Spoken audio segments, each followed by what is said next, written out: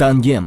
O'sha mashhur Li Yon E xonim 50 yoshni qoralab qo'yganiga qaramay, nigohlarida yoshlikni, chehrasida go'zallikni saqlab qola olgan. Aslida bolaligidan san'atga, adabiyotga mehr qo'ygan qahramonimiz san'atkor bo'lishni orzu qilgan. Ammo bu borada jiddiy qarori yo'q edi.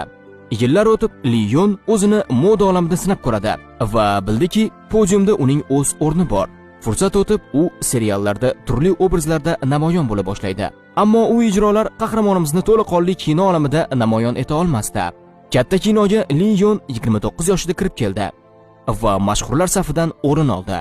Rejissor Pak Chan Wookning Birlashgan xavfsizlik hududi filmidagi tergovchi obrazini ijro etdi. Kartinada Li Yon bilan birga mashhur aktyor Li Byung-hun suratga tushadi. Fursat o'tib, aktrisa Bir kuni bahorda nomli melodramada aktyor Yu Ji-tae bilan hamkorlikda ishlaydi.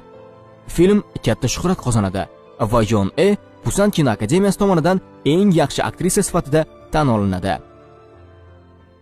2004-yilda qahramonimiz katta ma'noda shuhrat qozondi.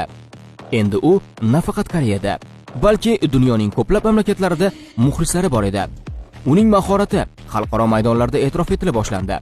Bunday e'tirofning sababchisi shubhasiz Saroy javohiri seriali edi.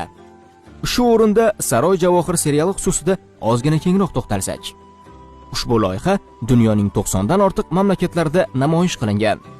Serial voqealari Choson sulolasi hukmronlik qilgan davrlar bilan bog'liq bo'lib, unda o'sha davrda ko'p qiyinchiliklarni boshdan kechirgan yosh qiz taqdiri haqida hikoya qiladi. Bolaligida ota-onasidan ayrilgan bosh qahramon saroyga kelgach, boshiga tushadigan g'alvalardan mardona o'tib, o'z baxtini topadi.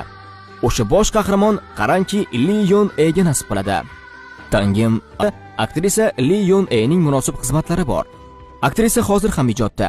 To'g'ri, uning filmografiyasi boshqa hamkasblari kabi uzundan uzoq davom etmaydi. Lekin tan olish kerak, uning har bir ijrosi o'ziga xos mahorat bilan yaratilgan. Li Yon E oilali. U 2009-yilning 24-avgustida amerikalik biznesmen Chon Ho Yon bilan turmush quradi. Lekin ular oilalari haqida ovoza qilishni istashmaydi.